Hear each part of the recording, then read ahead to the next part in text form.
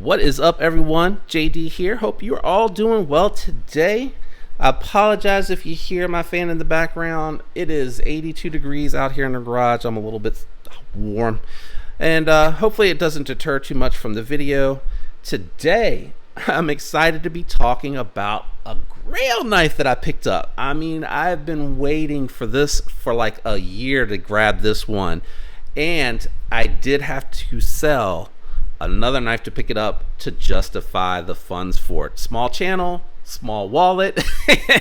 So I have to make compromises where I can, but to me this one was worth it. So everyone say hello, my Reeve Umnumzaan. I'm so excited to bring this knife to you guys. Let's go ahead and jump into it. What we're doing today: specs, size comparisons, my thoughts and impressions. And because this is a grail for me, I'm not doing alternate recommendations today, folks. This is going to be just my review of my Umnumzaan. All right, let's go ahead and jump into it. The Umnumzaan has a 3.68 inch S45VN Tonto. You can get it in a drop point. I tried, they sold too fast, but I am happy with my Tonto. It has surprised me how much I actually like it.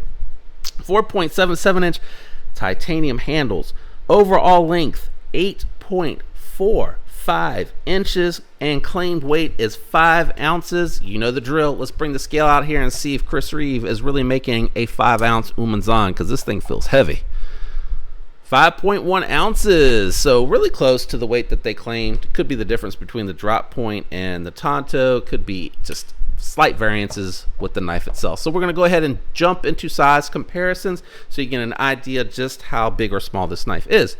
First up, the Spyderco Yojimbo 2, and I'm going to go from the heel of the blade so that you can just see the overall length.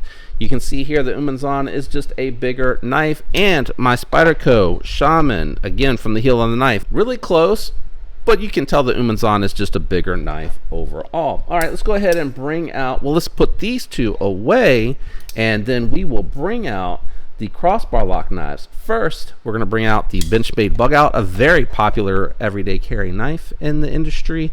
Everybody should be familiar with that one. And the SIG K320 by Hogue, a full-size knife, but again, Umnumzaan, much larger knife, and you can kind of start to get a sense just how this knife is built to be used.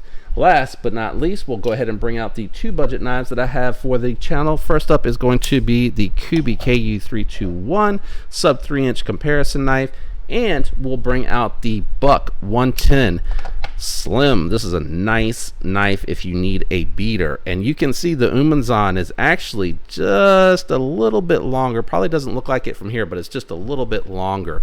All right, let's go ahead and get the Buck 110 out of the way. We'll do a thickness comparison as well, so you can understand how this is going to carry in your pockets. All right, let's see here. Kubi Royal is just a little bit thicker. You know, these contoured scales, they're probably the thickest that I have out of my comparison knives. No surprise here, the Bug Out is just going to be a little bit thinner. And if I had to guess, the Yojimbo 2, which represents the pair of 3 FAR's thickness, is going to be even. Look at that. It might be minor. I think I bumped it. There you go. Even. All right, thoughts and impressions of this knife. I love this knife. Is it perfect? Absolutely not. It is not perfect. But man, this thing is really substantial in hand. Like, not overbuilt bruiser size, but it is hand filling.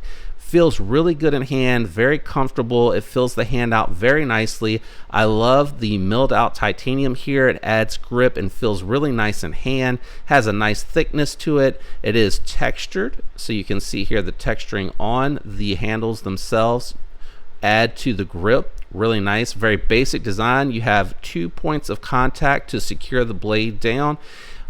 The pivot and back here on the handle, very minimal hardware, very easy to maintenance. They include the tools that you need to maintenance the knife. They include the lube and Loctite in case you cannot get that pivot secured down. Does have little rubber stuff here, little rubber grommets on the thumb studs. That does help prevent it from dinging in, because that is how it locks up. Lock bar, thumb studs, very much like what you would find on a Hinderer. Very secure lockup. It's going to keep the blade play from side to side being too much. Just realized I did not zoom out here, which is why you're not seeing the full knife halfway through the review. Good job, JD. But the rubber does help, and it also is nice too. Oh, my whole finger. I'm trying to unlock it and squeeze it at the same time. My big ass hands. But it is nice too because it does give you a little bit of a soft cushion to absorb pushing out and deploying the knife. Really good action. Overbuilt phosphor bronze washers. I don't know if I can get it to where you can possibly see those anywhere. I don't know that I'm going to be able to get it to a point where you can see it, folks. Let's see. Maybe a touch there. I don't know. That just might be the grease. But very big phosphor bronze washers. They're like fan blades, so they do hold the pockets of grease to keep everything nice and smooth, and it kind of pulls at that grease over time, which is why it's important to maintenance the knife. But it does also mean that you're going to have very solid lockup with this knife. It is going to be good to go. The S45VN, I've probably had this knife a couple of weeks. I've used it on a little bit of cardboard and paper. Being that it is a grail and it's so expensive for me, I am kind of selective of when I carry it, and usually on the weekends I have like my SIG K320 and my Delica, my Yojimbo on me, and they end up getting a little bit more use for that type of hard use stuff. But I am going to make sure that I try to grab my Umnumzaan so that in the long-term review I can give you a nice update, and then when I do the maintenance video, probably a month or two from now, because the grease I'm not as familiar with, so I just want to get in there and make sure it's looking like it's holding up well, and it should, because it looks like the same type of grease that you would use on a car, and a car has parts that move at a much higher rate of speed than this knife deploying or closing, so this grease should be fine. It looks like a silicone based grease, which should hold up really well. Nice hollow grind. This knife feels really slicey. It went through the cardboard really well. I've put it through some paper and it came factory edge, flawless. There was no snags. It went through just fine. Now, what I have found, like with the Tonto that I like, when I'm cutting out or cutting down the label to fit on the boxes that I'm shipping, I found that it works really well. The other thing too, when I was breaking into some boxes the other day that I wanted to get into for some stuff that I needed to do around the house, I found that it was really nice because it doesn't go in deep. So like a Warncliffe, because they're typically so thin and so far out on the edge, you can potentially go too far into the package. This actually gives you like a nice stop point, like you hit it and it goes in just a little bit, kind of almost as far as like a box cutter would go in. So I do like that. The grind out on the edge is nice. It's a full flat grind out on the edge, so it's nice and tough out on the tip. Nice contouring, feels really good when you have your thumb in this little scallop here. Locked in really nicely. The jimping back here is a little far back. I think that, I really don't know what you were using that for. If you're needing the jimping to not move forward, I'm assuming it's for puncture tests, like you're going into the cardboard and then maybe you go into the full-on grip and go down. I don't know. But I really like the knife a lot. It feels really nice in hand. My complaint is going to be that this is a little uncomfortable in hand. Like, I like the fact that they didn't carve it out, but I think what I would have liked to have seen is maybe like scalloping on the inside so that you can put your thumb down in here and get in here. I do understand the purpose of that because it'd be really hard to get into the lock bar, but it just feels a little weird. Like, my hand's just big, so I do kind of feel on the inside here where it's kind of touching just a little bit. It's not uncomfortable, but I know that it's there. It's kind of like poking me to, like, hey, like an elbow, like somebody like sitting next to my wife and she's getting hot and she's trying to she's like, move over, you're a radiator. Just a little bit of a nudge to let you know that it's there. The pocket clip on the lock bar, it's not, when it falls down or when it's engaged in the lock position, it actually feels really loose, and then when you get to this point here, which I think would be in the closed position, that's when it starts to feel really hard. So that's really interesting that they tuned it that way, and they do this carve out here so that you can adjust like the tension if you need it stronger or lighter. I do like that a lot. I like the over travel stop, that the R is there. I have it upside down, sorry. Really nice little touch there. It looks really good, and I think you can get down. Oh, I put my flashlight away, sorry guys. I think you can get down in there to adjust it maybe. I'm not quite sure how it's attached, but this has gotten really smooth. I did pick up the blue barrel and lanyard with the titanium bead and the blue accents just to give it a little bit of pop, and I think it looks good. Not contrasting too much, but just a little bit of contrast in there. Plus, the one that came with it was really, really loose. It almost had like a jingle to it, like you would be like tick, tick, tick, tick, tick. Whereas this, being it's a little bit more fuller, not quite so smushed or sandwiched in there, does a really nice job.